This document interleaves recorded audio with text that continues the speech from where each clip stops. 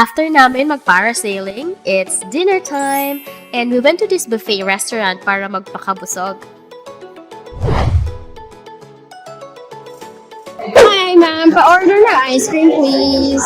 I want vanilla and chocolate, please.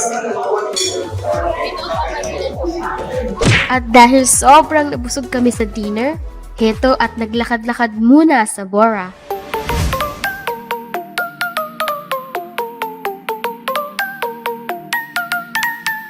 Luna, gising ka ba, Luna? The next day. Maaga kami nagising para makaligo sa dagat bago kami mag-almusal. At dito nga din kami nag-almusal sa hotel namin. Dito pala kami nakastay sa Ocean Club Hotel at kasama na sa binayaran ng buffet breakfast.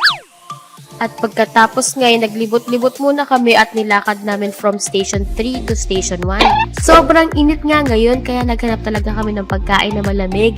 Anong gusto niya, mango o koko? At heto nga at napabili kami sa Mango Mama. At si Mama naman ay Ube Mama naman ang kanya.